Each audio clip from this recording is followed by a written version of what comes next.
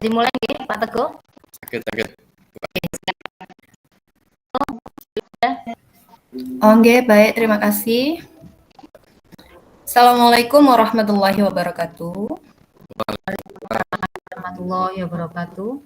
Terima kasih kepada Bapak Ibu beserta forum diseminasi pada siang ini. Sebelum kita memulai kegiatan pada siang ini, ada beberapa hal yang perlu saya sampaikan.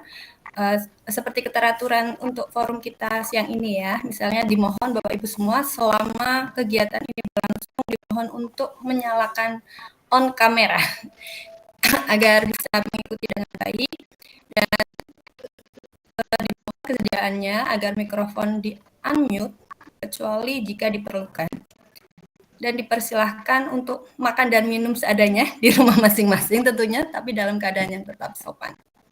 Terima kasih.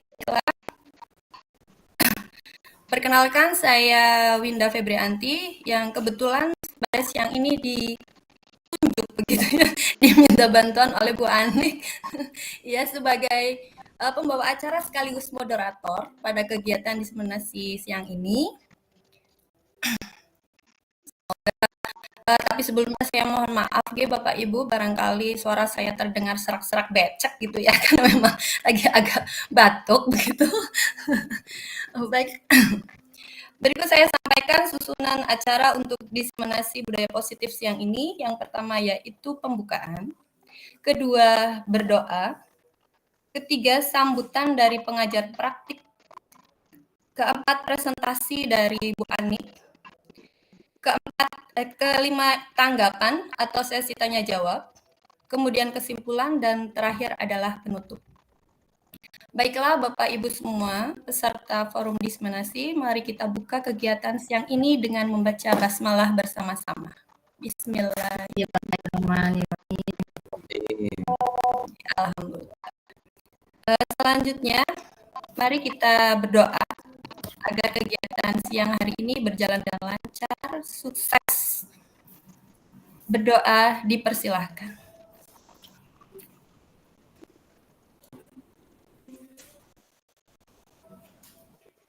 Selesai. Untuk kegiatan berikutnya yaitu sambutan oleh pengajar praktik yang akan disampaikan oleh Bapak Teguh Santoso. Pada beliau dipersilahkan. Matur nuwun Bu Winda Febrianti. Luar biasa ini suaranya begitu menggoda ini Bu Winda ini ya. Baik Bapak Ibu, Assalamualaikum warahmatullahi wabarakatuh. Waalaikumsalam warahmatullahi wabarakatuh. Alhamdulillah yang dihormati Bapak Kepala SD Beduk 01 ataupun yang mewakili, yang kami hormati Bapak Ibu guru serta tenaga pendidikan di SD Beduk 01 yang saya hormati, kami cintai dan kami banggakan, dan wabil khusus untuk Bu Anik, ini bagi saya yang luar biasa, itu dahsyat sayangnya. Dan juga ini kan nggak salah ada Bu Ivan juga ya, Bu Mei juga, terima kasih sudah ikut bergabung di room ini. Pertama syukur alhamdulillah pada kesempatan siang hari ini kita masih diberikan kesempatan nikmat sehat walafiat kita bersama-sama melaksanakan kegiatan diseminasi budaya positif yang nanti akan disampaikan oleh beliau Bu Hedasuti. Mudah-mudahan kegiatan kita pada kesempatan siang hari ini ridho dan berkah dari Allah Subhanahu wa taala. Amin Allahumma amin. Bapak Ibu yang kami hormati, kami mohon bila berkenan untuk kegiatan ini karena nanti akan terambil gambarnya dan ini secara otomatis juga terekam, sehingga alangkah eloknya bila mana untuk bisa on cam, on kamera, sehingga akan lebih indah bila mana nanti di foto karena ini adalah terekam secara keseluruhan. Bapak Ibu yang hormati, mohon maaf saya terlambat untuk di room ini karena memang juga berbarengan dengan adanya kegiatan, ada kegiatan rapat ya di sekolah sehingga saya terlambat untuk mudah-mudahan tidak mengurangi antusiasme kita untuk bersama-sama mengikuti kegiatan diseminasi pada kesempatan siang hari ini. Bapak Ibu, perlu kami sampaikan bahwa kegiatan diseminasi ini adalah sesuatu hal yang wajib yang harus dilakukan ataupun dilaksanakan oleh CGP karena ini adalah sebagai media untuk berbagi praktik baik ya tentang budaya positif. Nanti apa yang akan disampaikan oleh beliau Pak Anik, tentunya harapan kami dari PP bisa memberikan kontribusi yang positif juga, ya, sehingga harapannya adalah bahwa kegiatan ini memberikan makna dan juga warna untuk kemajuan SD Negeri Beduk 01 nanti. Bapak Ibu, memang dengan adanya kegiatan ini Bapak Ibu akan terganggu gitu ya, walaupun pelaksanaannya ini memang bisa secara luring atau secara offline, ya, juga bisa secara daring. Kebetulan untuk siang hari ini Bu Anik memilih mode daring dalam pelaksanaan kegiatan ini, sehingga itu pun tidak mengurangi nilai ataupun makna daripada kegiatan siang hari ini.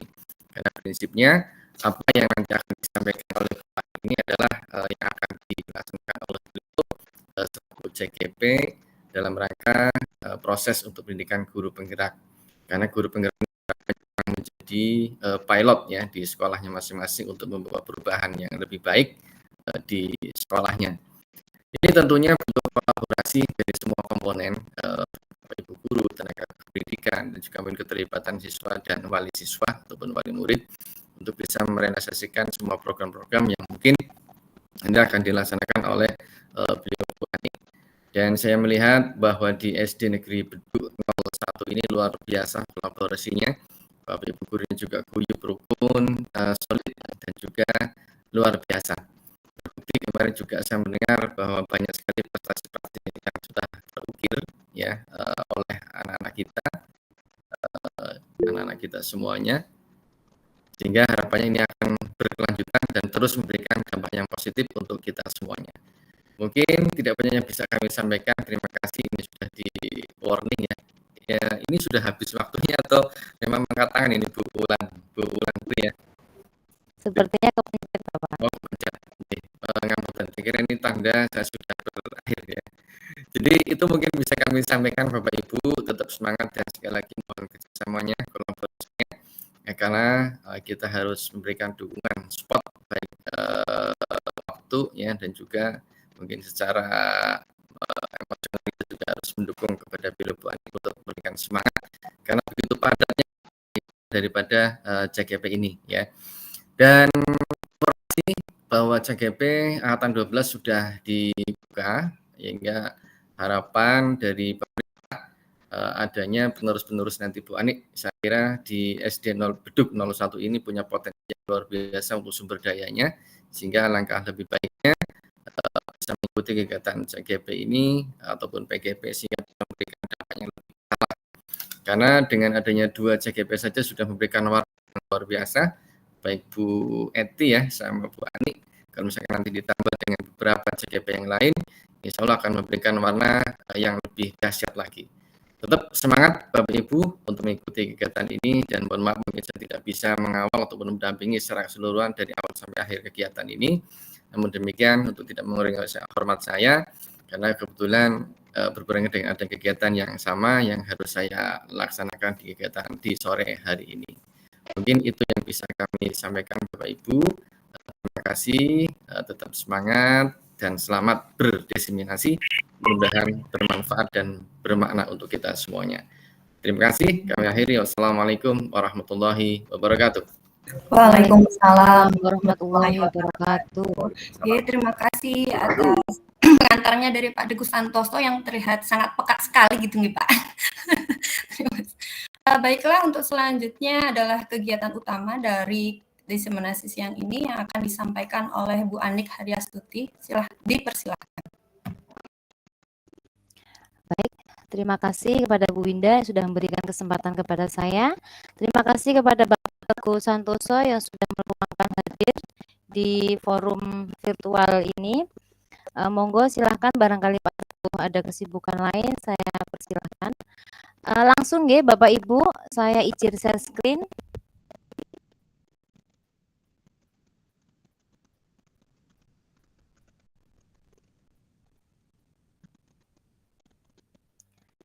Baik, sudah terlihat Bapak Ibu?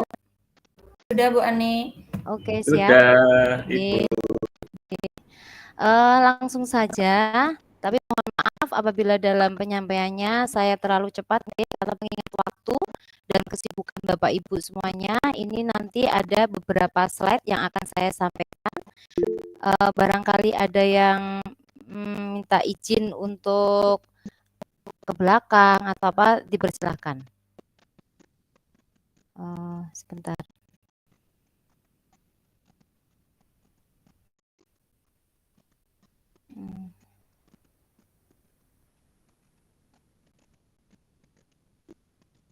Baik, saya mulai. Ini adalah aksi nyata saya. Sebentar, ada yang masuk. Siapa ini yang masuk? Oke, Mbak Masito.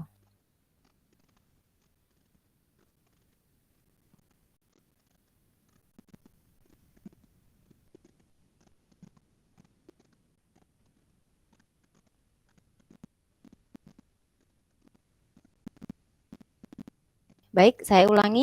Ini adalah tugas dari modul 1.4, yaitu mengenai diseminasi budaya positif di SD Negeri Beduk 01.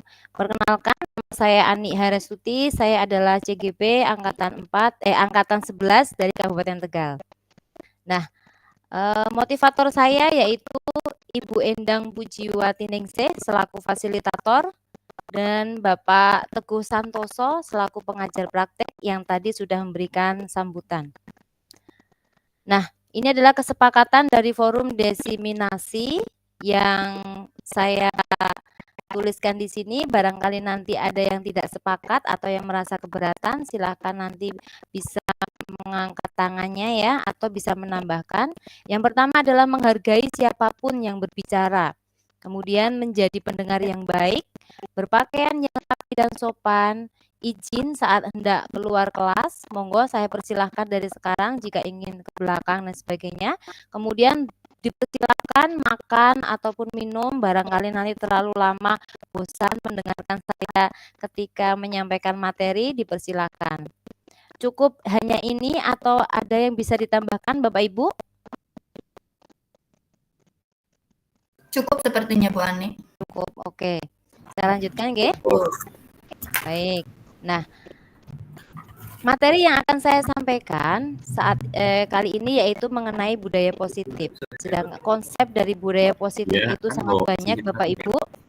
Yang pertama yaitu perubahan paradigma belajar, disiplin positif, motivasi perilaku manusia, keyakinan sekolah atau kelas, kebutuhan dasar manusia, posisi kontrol restitusi, dan segitiga restitusi. Nah, inilah adalah materi yang akan saya sampaikan pada diseminasi kali ini. Jadi seorang guru yang baik itu harus mampu memiliki atau mewujudkan budaya positif yang ada di lingkungan sekolahnya.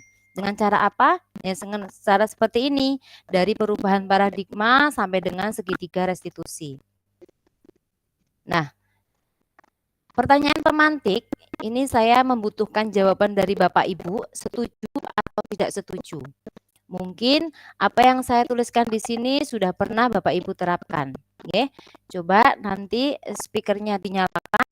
Saya ingin mendapatkan jawaban setuju atau tidak setuju. Yang pertama, hukuman dapat mendisiplinkan anak.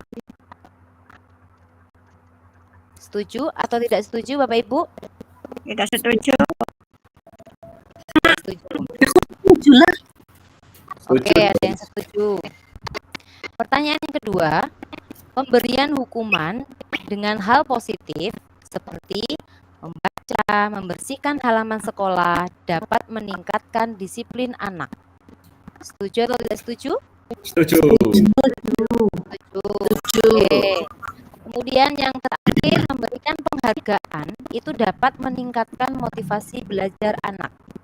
Setuju. Dengan memberikan penghargaan, akhirnya anak-anak akan lebih termotivasi belajar gitu ya. Baik, jadi rata-rata kita memberi hukuman untuk mendisiplinkan anak, kemudian memberikan konsekuensi dengan membaca atau membersihkan halaman, memberikan penghargaan, itu akan berdampak positif kepada anak itu sendiri. Coba nanti kita buktikan apakah hal-hal tersebut benar adanya. Nah, pertama yaitu pengertian dari budaya positif terlebih dahulu. Apa itu budaya positif? yaitu sebuah konsep yang mengacu pada pola-pola perilaku, nilai, norma, sikap yang mendukung pertumbuhan dan perkembangan kesejahteraan individu ataupun kelompok. Jadi budaya positif ini bisa terbentuk itu membutuhkan interaksi antar individu dan dipengaruhi oleh beberapa faktor seperti pendidikan, agama, tradisi, dan sejarah. Nah, konsep dari budaya positif yang pertama adalah perubahan paradigma belajar dari yang semula apa menjadi apa.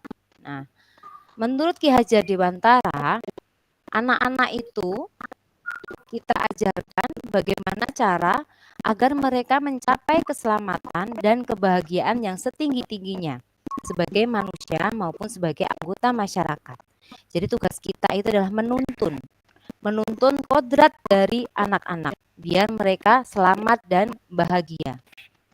Kemudian dalam mendidik, Ki Hajar Dewantara berpendapat bahwa pendidikan itu harus sesuai dengan kodrat alam dan kodrat zaman. Mungkin sudah pernah dengar nggih Bapak Ibu, kodrat alam itu yang bagaimana, kodrat zaman bagaimana. Kalau kodrat alam itu intinya kita mendidik sesuai dengan lingkungan sekitar anak. Kita sesuaikan dengan budaya lokal. Kalau kodrat zaman, kita mendidik sesuai dengan zaman anak.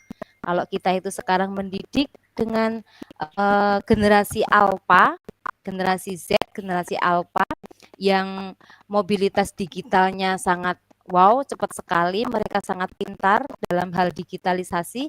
Nah, kita sebagai guru harus bisa menyesuaikan, paling tidak di atas mereka. Ya. Berikutnya, nah, peran kita sebagai guru menurut Ki Hajar Dewantara itu kita diibaratkan sebagai seorang petani. Jadi pendidikan itu tempat persemaian segala benih-benih budaya yang hidup dalam masyarakat kebangsaan. Jadi diibaratkan sebagai petani. Tugas kita merawat, kemudian menyiangi, menuntun mereka agar bisa tumbuh kembang seperti kodrat masing-masing. Nah, salah satu tanggung jawab guru adalah menciptakan lingkungan yang positif ya atas warga sekolah di sekeliling kita. Hal positif itu bisa seperti apa? Saling mendukung, saling bekerja sama, kemudian belajar menciptakan kebiasaan baik. Nah, kebiasaan-kebiasaan baik itu akan membentuk karakter yang ada pada diri anak dan lingkungan sekitar, warga sekolah itu sendiri. Nah, akhirnya akan terbentuklah budaya positif. Berikutnya yaitu mengenai disiplin positif. Kalau tadi paradigma pembelajaran, sekarang kita masuk ke materi disiplin positif. Ada yang tahu disiplin positif itu apa, nggih? Ada yang bisa memberikan saya jawaban? Disiplin.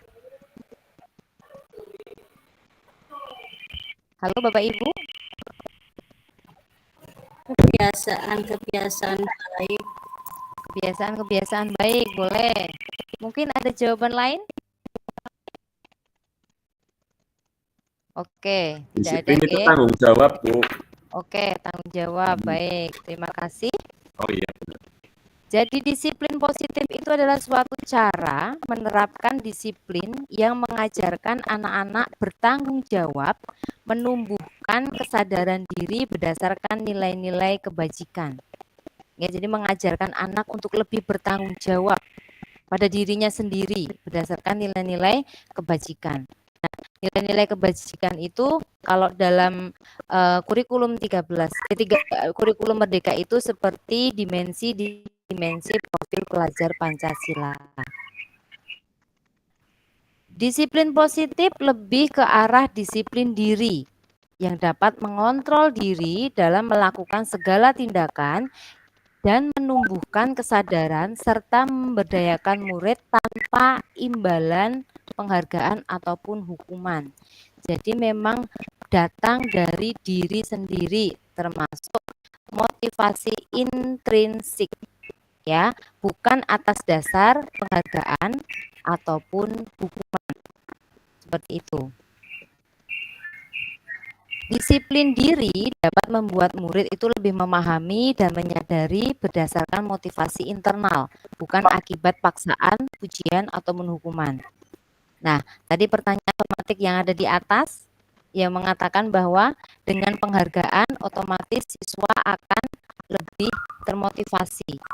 Nah, sekarang disiplin positif itu lebih menekankan pada motivasi internal, bagaimana mereka bisa mendisiplinkan diri sendiri ya dengan dimensi-dimensi profil pelajar Pancasila yang ada sekarang tanpa harus dipaksa, tanpa harus iming-iming imbalan ujian ataupun karena rasa takut karena nanti akan dihukum dan sebagainya. Intinya itu. Nah, inilah nilai-nilai kebajikan yang harus kita tanamkan pada diri anak-anak di kurikulum Merdeka sekarang ini. Dimensi-dimensinya ada berapa nggih, Bapak Ibu? Ada 6. Ada 6 dimensi, ya. Secara garis besar kita harus hafal, paling tidak kita paham. Nggih. Kalau Bu Hesti cara menghafalkan ini dengan cara dinyanyikan dulu ya Bu Hesti. Nggih, Bu. Yang pertama beriman dan bertakwa kepada Tuhan Yang Maha Esa dan berakhlak mulia, berkebinekaan global, bergotong royong, kreatif, bernalar kritis, dan mandiri. Inilah dimensi-dimensi karakter, nilai-nilai kebajikan yang harus kita tanamkan pada diri murid. Nah, ini harus tertanam pada diri murid itu sendiri tanpa embel-embel harus dipaksa, kemudian harus mendapatkan penghargaan atau hadiah, ataupun mereka takut karena nanti akan dihukum. Harus muncul pada diri sendiri murid. Nah, contoh penerapan nilai-nilai kebajikan yang sudah kami terapkan di SD Negeri Beduk yaitu tentang toleransi, saling menghargai, rasa hormat, integritas, mandiri, menghargai orang lain, saling bekerja sama, peduli, percaya diri, dan nilai-nilai kebajikan lainnya. Bapak Ibu bisa lihat di foto-foto yang ada di layar, nggih. Sudah kami terapkan. Nah, berikutnya kita masuk ke konsep motivasi perilaku manusia. Tapi terlebih dahulu, Bapak Ibu saya persilahkan untuk melihat film yang akan saya putar berikut ini.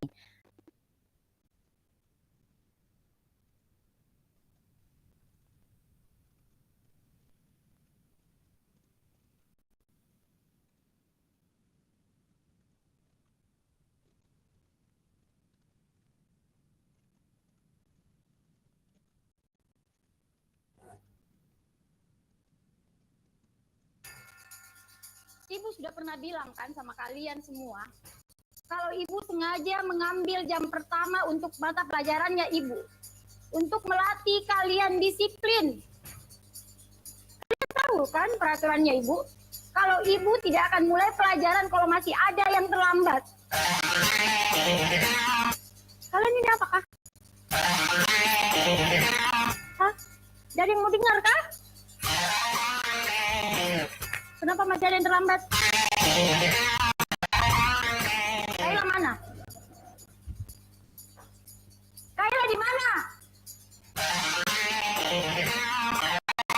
Pokoknya ibu sudah bilang, ibu tidak akan mulai pelajaran kalau ada yang kok terlambat. Kaila, sini kok. Apa lagi alasanmu Kaila? Hah? Ketiduran kau lagi? Macet kau! Anu Bu, begini Bu. Mentong kau Kaila, biang kerok. Gara-gara kau, kita semua hampir tidak belajar. Sekarang ini, hukum saya Bu. Sudah. Jangan lagi ada yang lempar. Kaila duduk kok. Tapi ingat kok besok, kalau kau masih terlambat begini, ibu tidak akan mulai pelajaran lagi.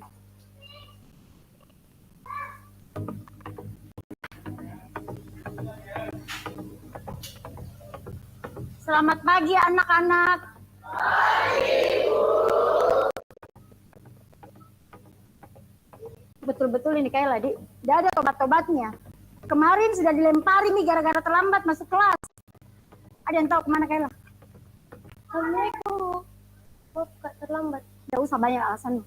Berdiri ke depan.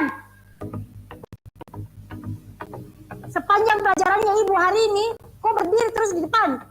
Dede terlambat, Miseng.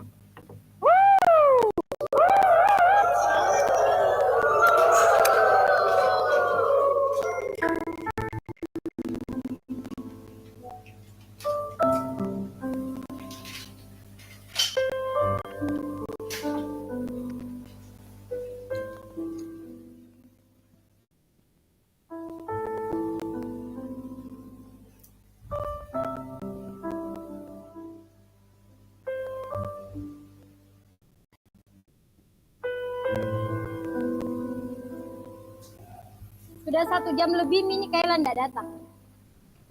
Kira-kira ada yang tahu kemana Kayla? Mungkin hari ini tidak masuk, Ibu, karena takut dikasih surat ke orang tuanya.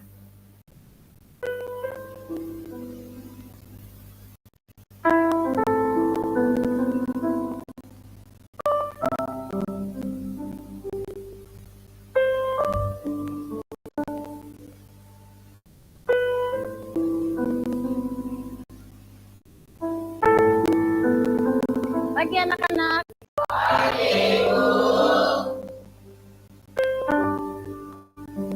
Masuk kok Kayla. Tidak terlambat lagi. Kayla ke depan kok. Kenapa, Bu? Berdiri kok di situ. Hari ini saya tidak terlambat, Bu, tapi aku tetap dihukum. Kok tidak masuk kok kemarin? Sekarang jelaskan kok kepada kita semua di sini kenapa kok selalu terlambat dan malah kemarin kok tidak masuk. Kayla, jelaskan kok. Bicara kok. Kayla. Maafkan Kak teman-teman, karena gara-gara saya kalian semua tidak belajar. Hari pertama saya terlambat karena mamaku demam berdarah.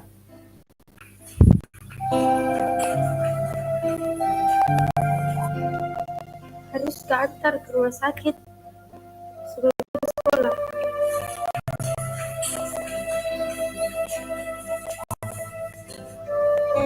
Hari kedua saya terlambat ke sekolah karena harus ke rumah sakit. Suapin makan dulu mamaku, baru saya ke sekolah. Hari ketiga kemarin saya tidak masuk sekolah.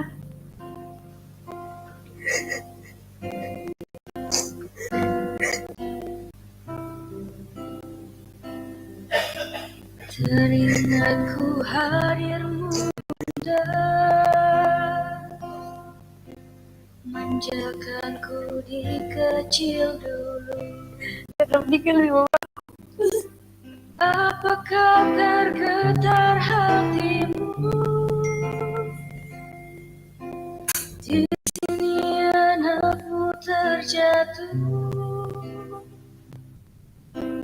Tak ada tempatku mengadu. Tangisku dalam sendiriku. Kalau bukan karena mamaku suruh jadi insinyur, tidak bakalan Kak masuk sekolah hari ini. Saya kira kalian semua melempari Kak. Lemparkan Mak, lempar nih, lempar. Saya kira Bu kita menghukum Kak, hukum Mak.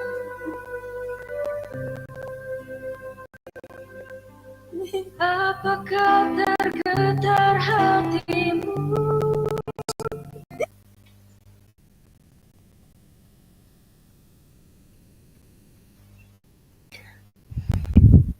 Sangat mengharukan nggih Bapak Ibu.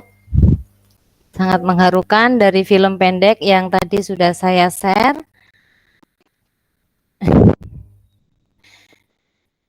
Ada yang bisa memberikan tanggapan dari film tadi, Bapak Ibu? Kira-kira makna apa yang ada di dalam film tadi? Kita kaitkan dengan disiplin positif. Hukuman kepada anak tanpa kita tahu alasan dari anak tersebut. Ada yang bisa memberikan tanggapan?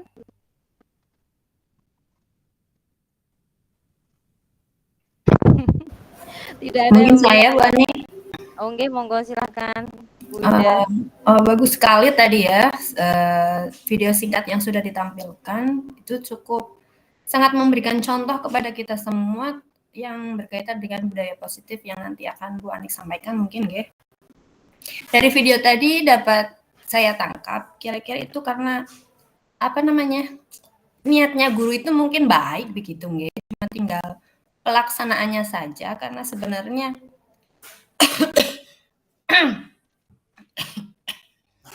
kita sebagai pendidik atau sebagai guru tidak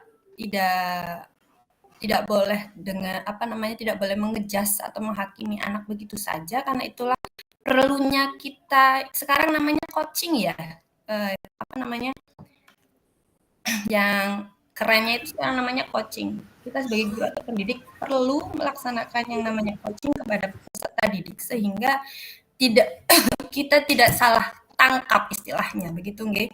Kita bisa mengetahui latar belakang atau alasan di balik perlakuan anak seperti tadi misalnya di dalam film tersebut kan seorang siswi yang telat datang datang terlambat ke sekolahnya meskipun sudah diberitahu dan sudah tahu keteraturan keras kesepakatan kelas, tapi karena memang berhubung ada sesuatu masalah yang terjadi dengan keluarganya sehingga dia mau tidak mau memang harus datang terlambat begitu nggih. Cuma sayangnya guru yang bersangkutan langsung aja memberikan hukumannya tanpa mau tahu apa latar belakang di balik perilakunya tersebut. Begitu Bu Ani. Oke. Matur nuwun, bagus sekali Bu Winda. Terima kasih atas tanggapannya. Nahan Bapak Ibu, untuk film tadi memang sangat memprihatinkan nggih.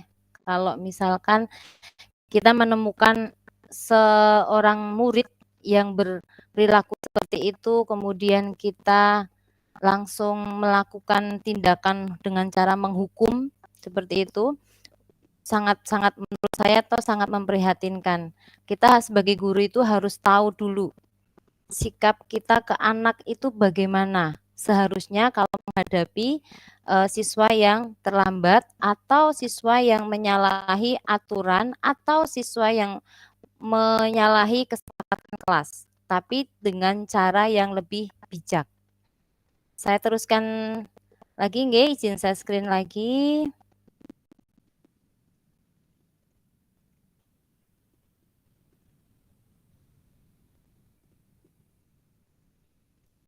Baik, kita sampai ke materi yang ketiga yaitu motivasi perilaku manusia. Jadi ada 3 motivasi perilaku manusia. Yang pertama adalah untuk menghindari ketidaknyamanan atau hukuman. Yang kedua untuk mendapatkan imbalan atau penghargaan dari orang lain. Yang ketiga adalah menjadi orang yang kita inginkan, menghargai diri sendiri dengan nilai-nilai yang mereka percaya. Nah, dari ketiga motivasi itu ada yang masuk dalam motivasi intrinsik dan ada yang ekstrinsik. Menurut saya kalau yang ekstrinsik ini adalah untuk menghindari ketidaknyamanan atau hukuman dan untuk mendapatkan imbalan atau penghargaan. Sedangkan yang muncul dari dalam diri sendiri adalah yang karena memang ingin menghargai diri sendiri ya dengan nilai-nilai yang mereka percaya. Nah, sekarang berkaitan dengan hukuman atau oleh penghargaan, dihukum oleh penghargaan. Di sini adalah sebuah kutipan bahwa penghargaan berlaku sama dengan hukuman. Dalam arti meminta atau membujuk seseorang melakukan sesuatu untuk memenuhi suatu tujuan tertentu dari orang yang meminta atau membujuk. Dorongannya bersifat eksternal dan akan ada faktor ketergantungan Nah, beberapa dampak dari pemberian penghargaan yang dikemukakan oleh Elifkon tahun 1993 yaitu yang pertama, pengaruh jarak pendek dan jarak panjang, ada penghargaan hukuman, penghargaan mengurangi ketetapan, penghargaan itu tidak efektif, penghargaan akan merusak hubungan, kemudian penghargaan akan menurunkan kualitas, penghargaan akan mematikan kreativitas, dan penghargaan akan mengurangi motivasi intrinsik. Coba kita renungkan Bapak Ibu, selama ini kita selalu mengiming-imingi murid dengan memberikan penghargaan baik dalam bentuk pujian ataupun hadiah, barang, yang intinya, yang nantinya mereka akan lebih termotivasi dalam belajar. Ternyata dengan memberikan penghargaan itu dampaknya sangat luar biasa. Bisa mematikan kreativitas, kemudian penghargaan itu dapat mengurangi motivasi intrinsik dan lain sebagainya. Kemudian boleh memberikan penghargaan atau apresiasi tapi secara bijak. Dengan cara bagaimana? Yang pertama, beri pengakuan secara khusus. Yang kedua, pengakuan secara pribadi. Yang ketiga, beri pengakuan kepada semua murid secara bergantian. Yang keempat, memberikan pengakuan secara konsisten dan fokus pada proses. Jadi tidak semata-mata hanya memberikan penghargaan untuk menarik motivasi siswa. Nah, inilah cara contoh pengakuan apresiasi kebajikan. Yang pertama dalam pembukaan, kemarin saya perhatikan, nah itu bisa dibuka dengan kalimat itu. Nilai kebajikannya yaitu memberikan rasa empati. Nah, dalam situasi apa yang bisa kita berikan pada saat menolong murid yang baru, ya, pada saat menolong murid baru di kelas kita. Kemudian yang kedua, mungkin dengan perkataan saya menghargai. Nah, ini nilai kebajikannya adalah kepedulian. Situasi apa pada saat kita membantu teman-teman dalam suatu kelompok. Kemudian kalimat pembuka yang ketiga yaitu terima kasih untuk. Nah, ini adalah memberikan rasa tanggung jawab. Situasi apa pada saat kita memungut kertas-kertas yang berserakan di lantai. Nah, itu bisa kita terapkan di murid-murid kita ya, tanpa embel-embel suatu penghargaan dengan pujian dan sebagainya, dengan kata-kata kemarin saya perhatikan, saya menghargai, terima kasih untuk. Nah, jadi tidak harus di depan murid-murid yang lain. Secara pribadi pun kita bisa memberi pengakuan atau apresiasi kepada murid. Nah, saya memerlukan pendapat Bapak Ibu, silakan untuk speakernya dinyalakan, nggih. Nanti jawabannya cukup hukuman atau konsekuensi. Hukuman atau konsekuensi. Silakan speakernya dinyalakan. Yang pertama, mencatat 100 kali di dalam buku dengan kalimat saya tidak akan terlambat lagi karena anak tersebut terlambat sekolah. Mencatat 100 kali. Nah, itu hukuman atau konsekuensi Bapak Ibu? Hukuman. Hukuman. Oke. Kemudian lari mengelilingi lapangan basket 2 kali karena terlambat hadir di sekolah. Hukuman. Baik. Murid diminta untuk push up 15 kali karena tidak menggunakan masker ke sekolah. Hukuman atau konsekuensi? Hukuman lah. Hukuman. Oke. Berikutnya yang keempat, menggantikan kertas tugas teman yang telah dicoret-coret. Jadi kertasnya teman dicoret-coret kayak gitu, kemudian diganti dengan kertas yang baru. Konsekuensi. Oke. Yang kelima, membersihkan tumpahan air di meja, ya maksudnya di meja karena tersenggol pada saat belajar. Membersihkan tumpahan. Konsekuensi. Baik. Murid disuruh untuk mengenakan sepatu seharian di sekolah karena tidak menggunakan sepatu hitam. mengenakan sepatu seharian di sekolah karena tidak mengenakan sepatu hitam. Mungkin sepatunya warnanya biru, pink atau yang lain kayak gitu. Ini agak ambigu ini Bu Anik. Soalnya kan biasanya siswa memang pakai sepatu ya seharian di sekolah. Iya, seharian di sekolah pakai sepatu. Mungkin sampai di rumah mungkin ya. Mungkin Maaf. untuk tidak menggunakan sepatu seharian. Oh iya. Berarti salah sepatunya juga dilemaskan ya. Oke.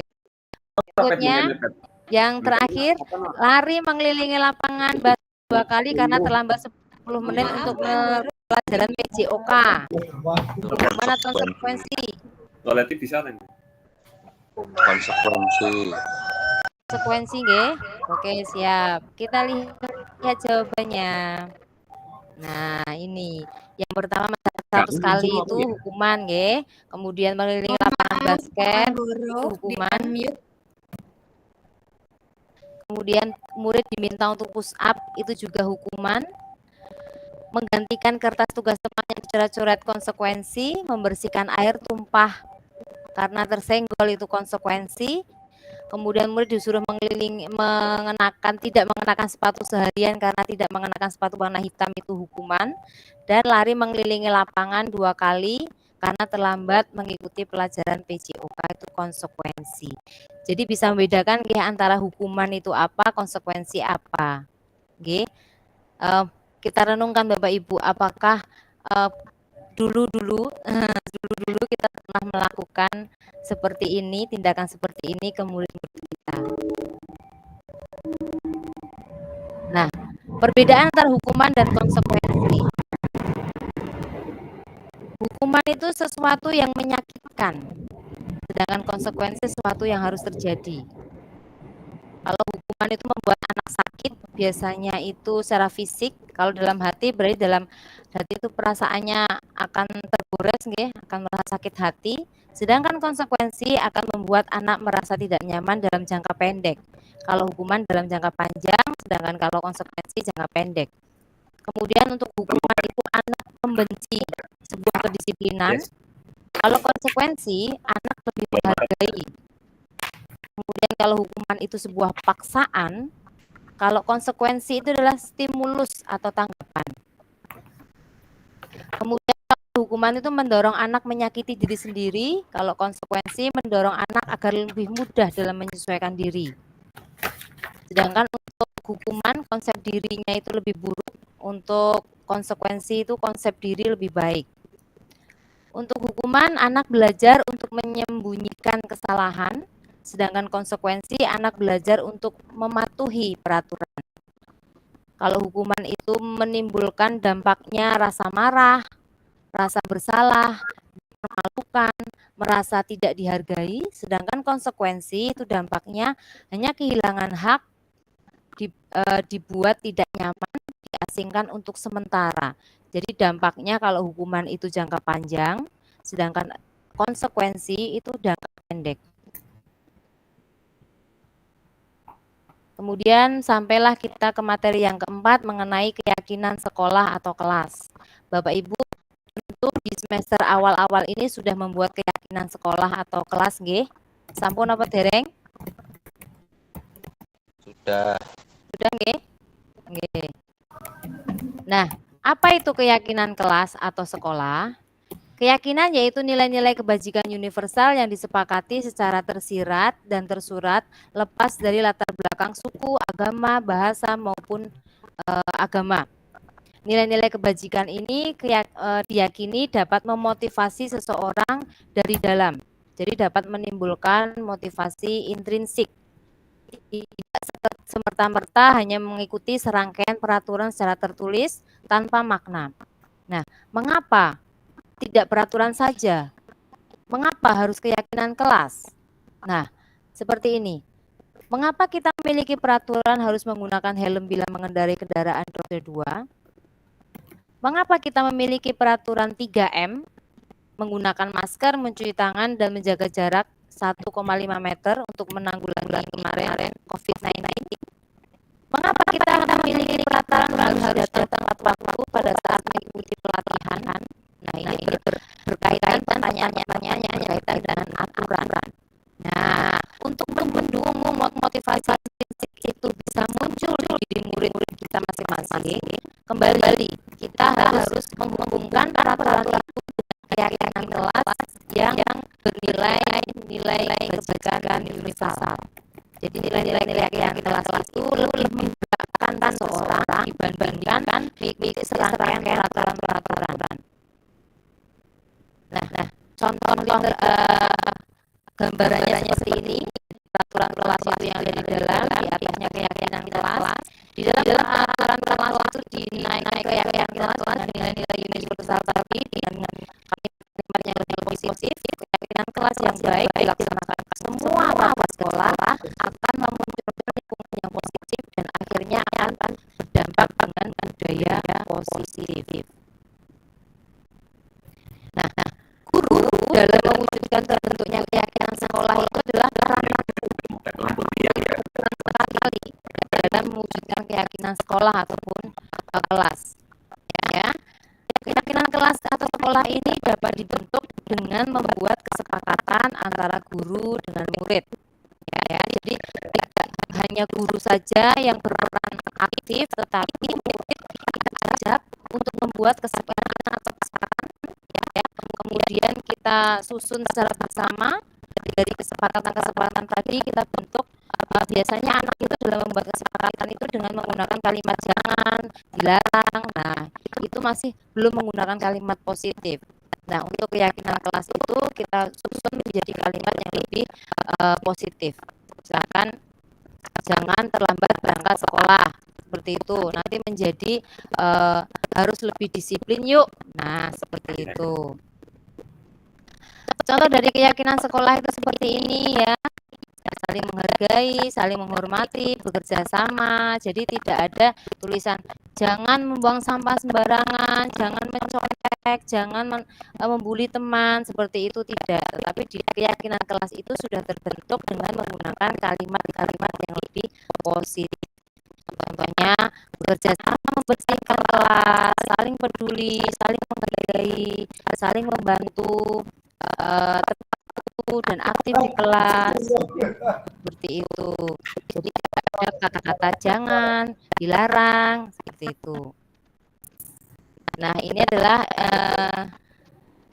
implementasi keyakinan kelas yang sudah saya pribadi susun. Pertama saya membuat kesepakatan kelas dengan anak, kemudian disepakati anak-anak membubuhkan tanda tangan mereka. Itu. Oke, Bapak Ibu, masih aman? Aman. Masih aman terkendali, nggih? Mohon maaf kalau misalkan agak bosan-bosan sedikit, bisa rentangkan kedua tangan, mulai seperti itu. Kita masuk ke kebutuhan dasar manusia. Nah, kebutuhan dasar manusia. Coba saya tanya, Mas Wawan, kebutuhan dasar Anda itu seperti apa, Pak Wawan? Dengan butuh apa saja? Butuh makan. Apa lagi? Pangan. Siap, Bu. Hanya itu? Ya masih banyak, Bu. Saja? Uang jelas, Bu.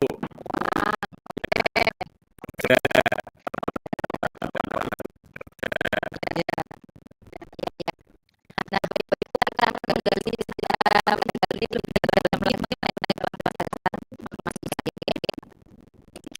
ketika seorang sebuah kesalahan yang bertentangan dengan nilai-nilai kebajikan atau melanggar aturan yang sudah disusun pertama, itu bukan karena mereka nakal. Mereka hanya gagal dalam memenuhi kebutuhan dasar mereka.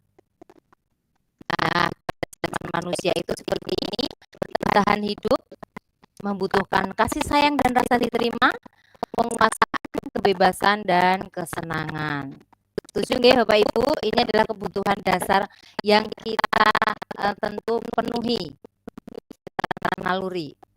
Nah, ada sebuah diskusi kasus ini. Ilustrasi kasus dari Ibu Indah. Ibu Indah adalah wali kelas 5 sedang bingung menghadapi ulah salah satu murid kelasnya bernama Dito. Beberapa murid mengeluhkan Dito sering tak bakal makan siang mereka dengan paksa. Jika Anda menghadapi situasi seperti itu, apa yang Anda lakukan? Menurut Anda kira-kira apa alasan Dito melakukan hal itu?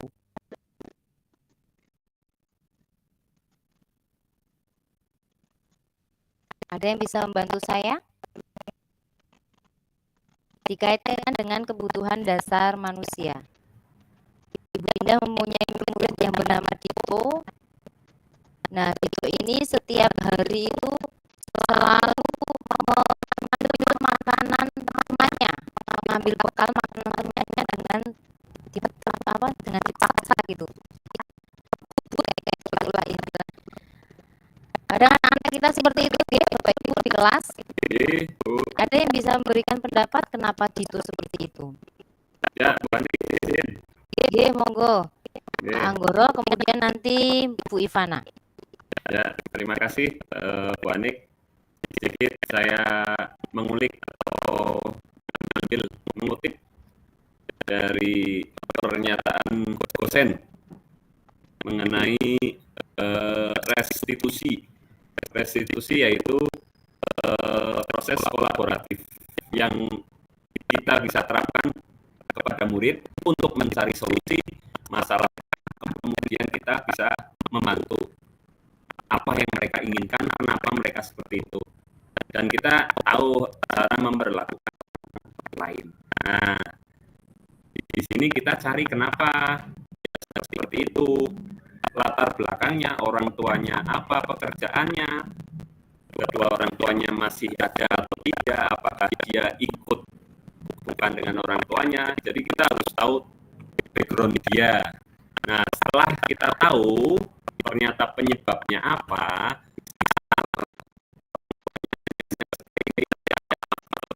hanya tahu biasanya tidak seberapa. Alangkah baiknya kita murid kita undang ngobrol 4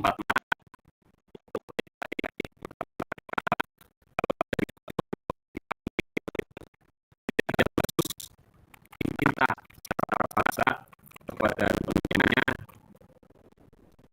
Jalan lainnya apa ya, bawa dari rumah. Kalau mungkin kita mendapatkan rezeki, ya kita kasihlah ke anak tersebut, karena kita tahu posisi anak tersebut adalah dari orang yang tidak namanya restitusi. Banyak terima kasih. Sami-sami, Bu. Silakan Bu Ivana.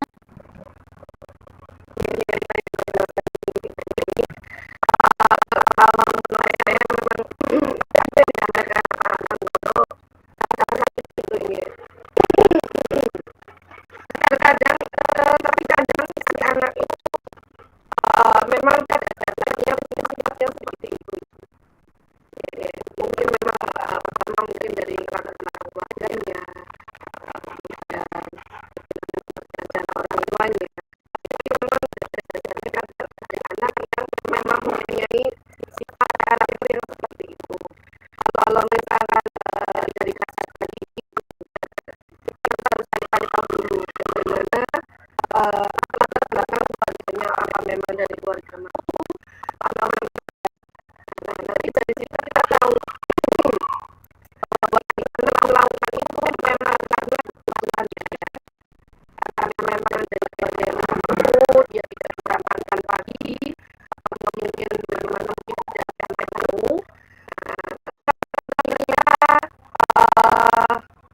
Background-nya bagus, semuanya oke, tapi memang ternyata dari yang seperti itu, itu nanti menjadi tugasnya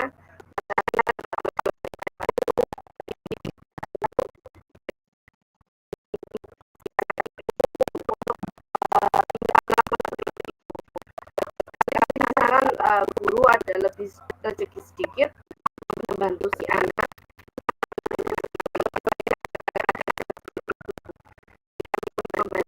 enak daripada anak itu tidak jajan ataupun hanya diam saja. Ya. Dari saya memang paling penting itu background-nya anak, kemudian kita ajak diskusi bersama, apa, kita cari solusinya bagaimana. Seperti itu. Terima kasih. Assalamualaikum. Terima kasih. Terima kasih Ivana atas tanggapannya. Memang betul sekali Bapak Ibu, untuk mengetahui karakter Dito atau masalah anak itu kita pertama mengajak Dito untuk berbicara.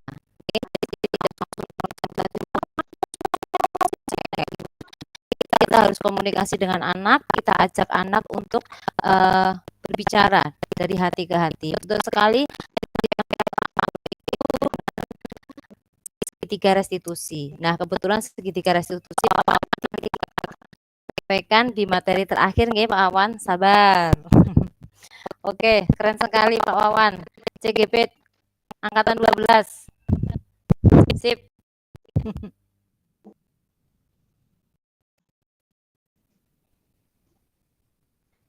Berikutnya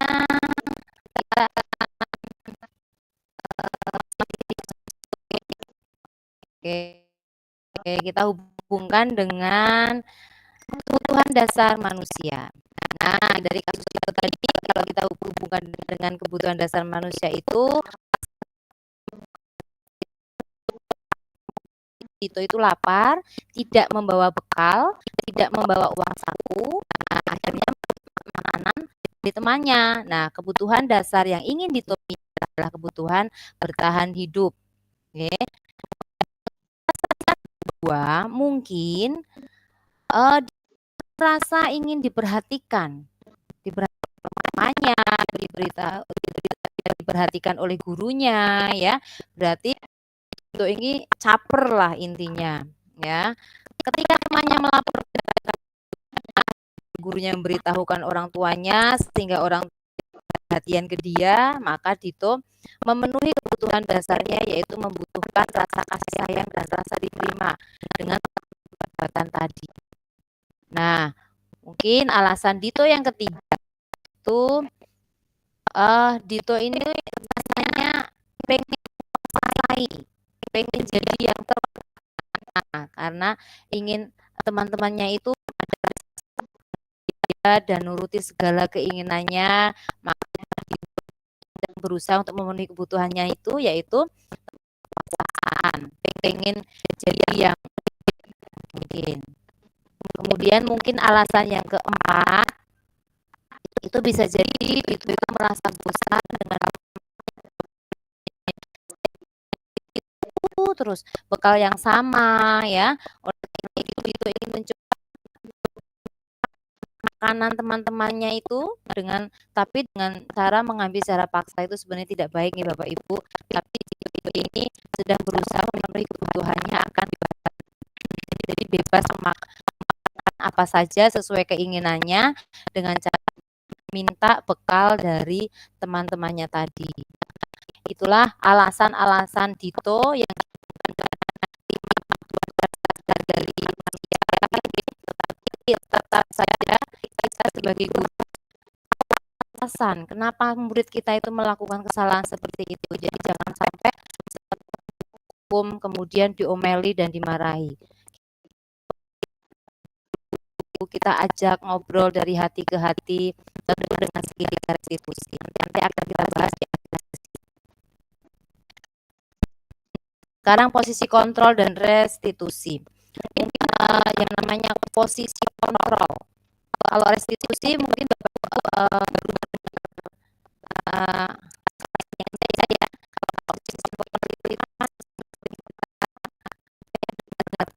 kontrol itu berarti kan mengendalikan. Bagaimana caranya kita bisa mengendalikan seseorang. Nah, ada 5 posisi kontrol dari seorang guru, ya. Yang pertama adalah sebagai penghukum. Yang kedua adalah guru sebagai pembuat rasa bersalah. Yang ketiga guru sebagai teman, guru sebagai pemantau, dan guru sebagai lima-limanya ini ada yang sudah pernah Pak Ibu guru praktekkan sebagai penghukum zona, sebagai teman-teman, memantau penanganan dari manajer sama-sama ini akan tergerak dalam hati Bapak Ibu guru. Oh, ternyata ini adalah ini dalam mengatasi masalah. Nah, kalau dari berbagai ini mungkin Bapak Ibu bedakan antara posisi seorang penghukum berdasarkan bersalah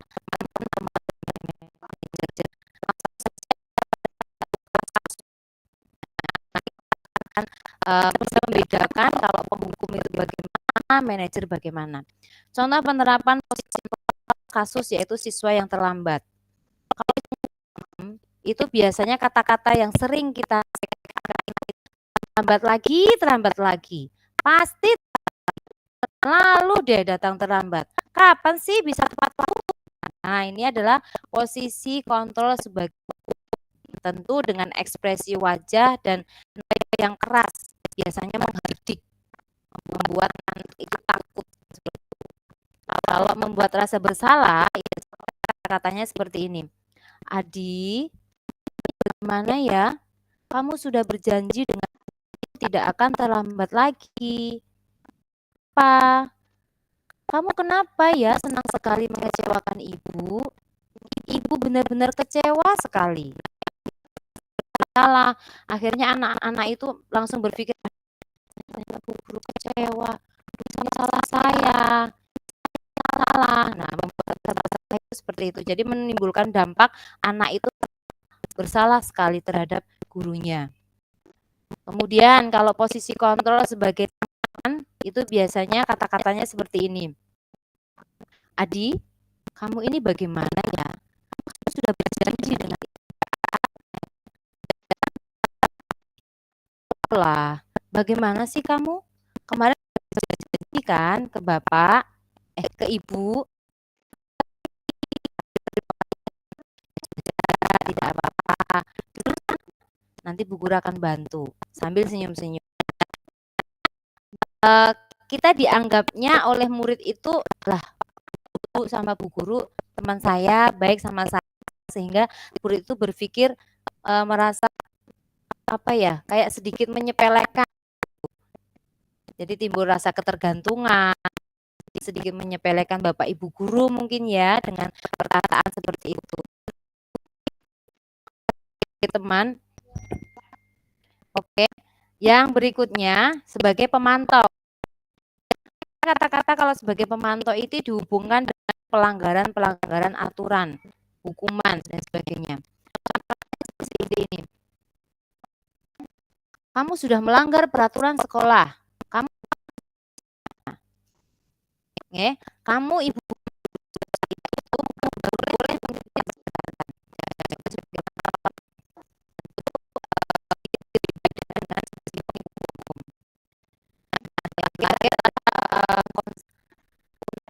posisi kontrol sebagai manajer. Nah, sebagai manajer ini apa ya, komunikasi secara aktif kepada siswa agar siswa itu lebih muncul motivasi intrinsik untuk mematuhi segala keyakinan-keyakinan yang ada di sekolah ataupun kelas. Yang biasanya disampaikan oleh sebagai posisi kontrol manager ini, apakah kamu tahu kesalahan kamu? Kira-kira bagaimana cara kamu mencari kesalahannya? Apa kesalahan kamu? Seperti itu. Jadi nadanya juga lebih lembut, lebih merasa perhatian kepada murid, sehingga murid itu tidak ada rasa takut kepada. Nah, Bapak Ibu, dari posisi kontrol 5 tadi, kira-kira yang paling akan ke siswa itu posisi sebagai apa, Bapak Ibu? Speakernya dinyalakan?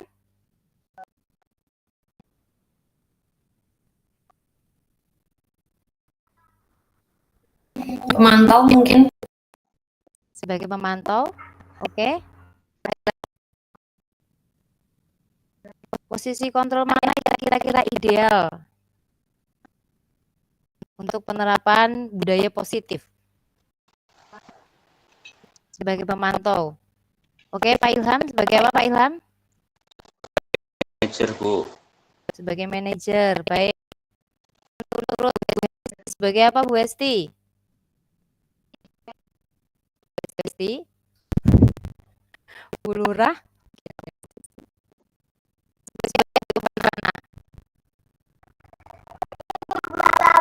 Pemantau. Sebagai pemantau, baik.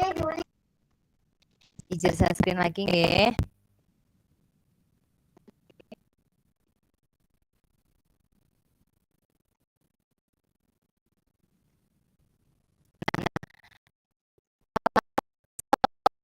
Pengetahuan saya setelah saya melakukan praktek menggunakan segitiga restitusi, itu posisi kontrol dari kelima posisi kontrol itu sebaiknya guru memposisikan diri sebagai karena sebagai manajer itu akan timbul disiplin positif muncul dari dalam diri siswa karena siswa itu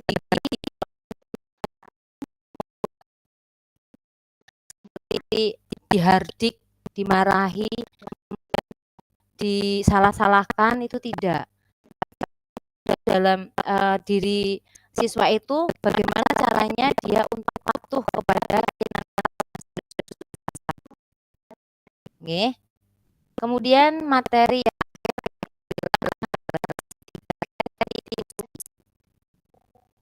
ini tadi yang disampaikan oleh Pak Wawan mengenai segitiga restitusi.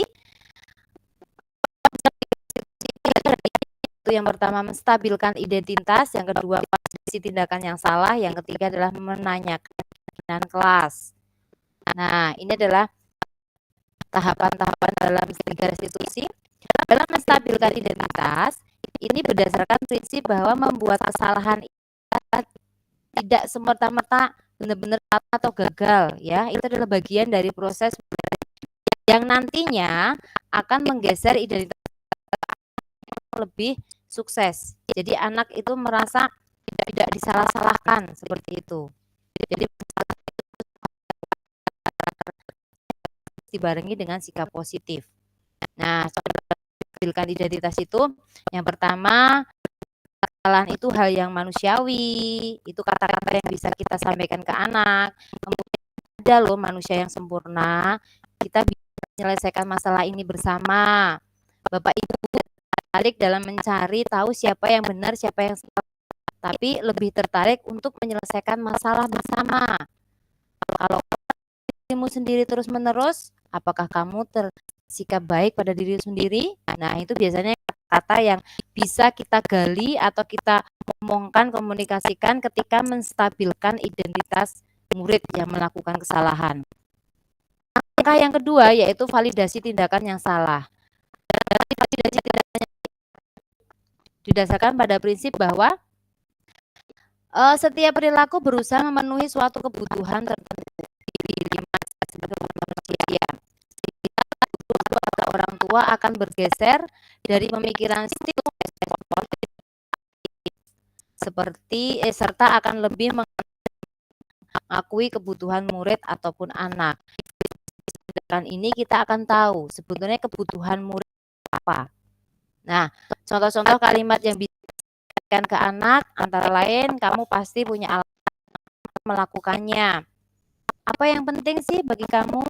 Kamu boleh tetap berusaha menjaga sikap itu, tetapi tambahkan sikap yang lain, tentu dengan lebih.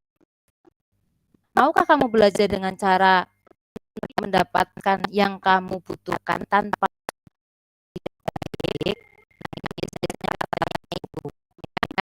Kemudian yang terakhir yaitu langkah kita kan sudah membuat keyakinan-keyakinan kelas. Nah, itu kita pertanyakan. Menanyakan keyakinan dilakukan dengan memberikan pertanyaan-pertanyaan bermakna kepada murid atau anak sehingga muncul motivasi secara intrinsik mengaitkan keyakinannya dengan tindakan yang salah.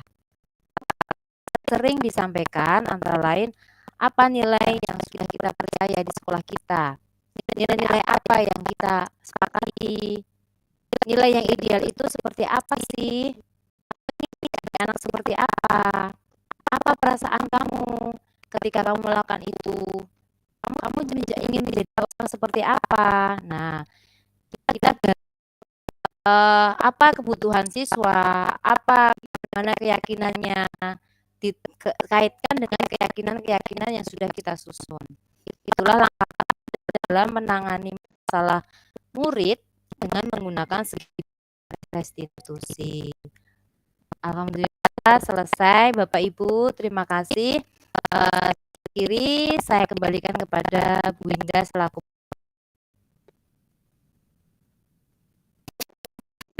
Terima kasih Bu Anik atas segala pemaparan begitu menarik ya. Baiklah, untuk selanjutnya, berhubung waktunya ternyata tak terasa sudah 1 jam lebih begitu ya kita berkumpul dalam virtual ini. Mungkin untuk sesi tanya jawab ataupun tanggapan, boleh saya beri kesempatan 2 orang penanya saja. Dipersilahkan. Bagi yang ingin bertanya boleh raise hand dulu.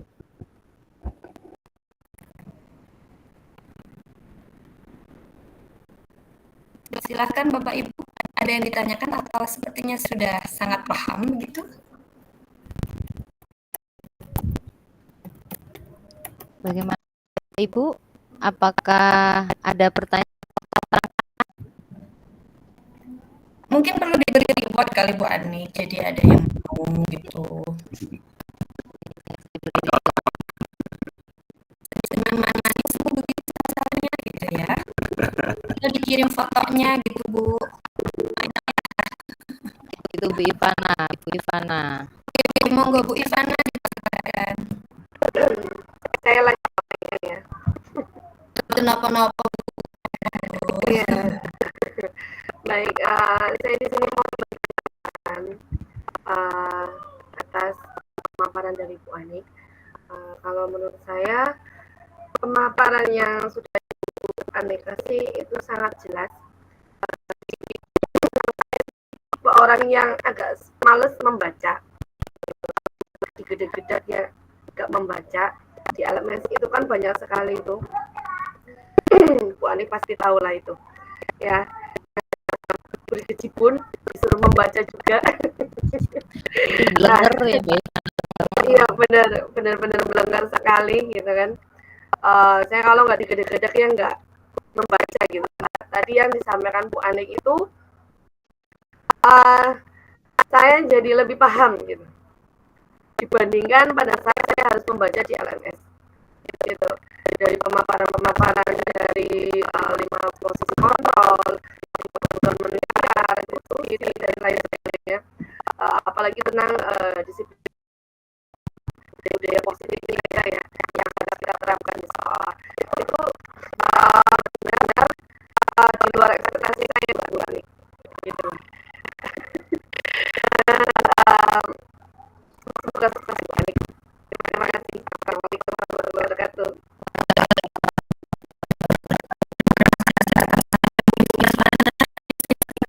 Karena kita juga sedang mematahkan anak kita untuk belajar interaksi begitu ya Bu Ivana. Ya, mungkin kita bisa dimulai dari diri sendiri.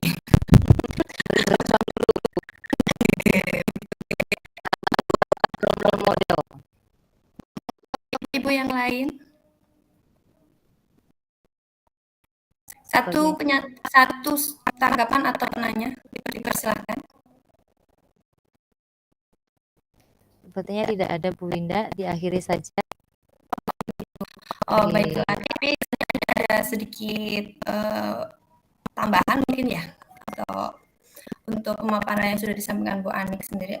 Saya ingin sedikit menambahkan. Tadi sempat saya mendengar pemaparan Bu Anik tentang konsekuensi dan hukuman. Tadi disampaikan oleh Bu Anik kalau hukuman itu berdampak panjang dan konsekuensi itu berdampak pendek.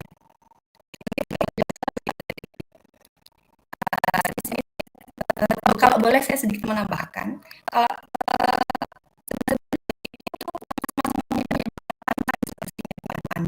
karena itu merupakan penanaman pembiasaan pada siswa yang dibawa sampai masa depan mereka begitu nggih. cuma dampaknya yang satu terlihat negatif, satunya positif. Mungkin begitu nggih, Bu Anik lebih jelasnya. Atau saya keliru ini? Iya. Tapi memang betul Bunda, untuk hukuman dan konsekuensi itu bedanya beda tipis. Iya betul. Itu hanya cara penerimaan saja. Untuk dampaknya, cara penerimaan mereka positif atau lebih berdampak negatif begitu. Mungkin juga cara penyampaian kita juga mungkin. Iya betul sekali. Untuk secara keseluruhan pemaparan dari Bu Anik itu sangat bermanfaat dan menginspirasi kita semua sebagai pendidik. Sepertinya memang tidak ada tanggapan dan pertanyaan lagi ya Bapak Ibu. Mungkin kegiatan diseminasi siang ini bisa kita akhiri.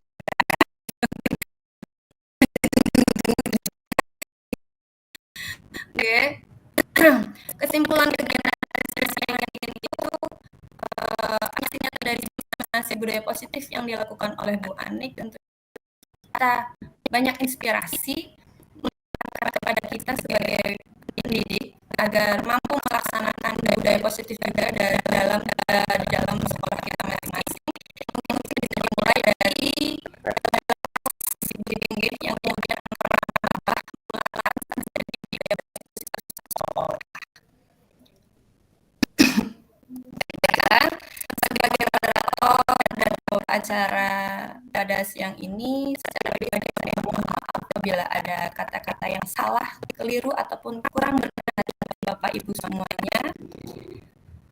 Burung Irian Cendrawasih, sampai sekian dan terima kasih. Terima kasih. Bu. Waalaikumsalam.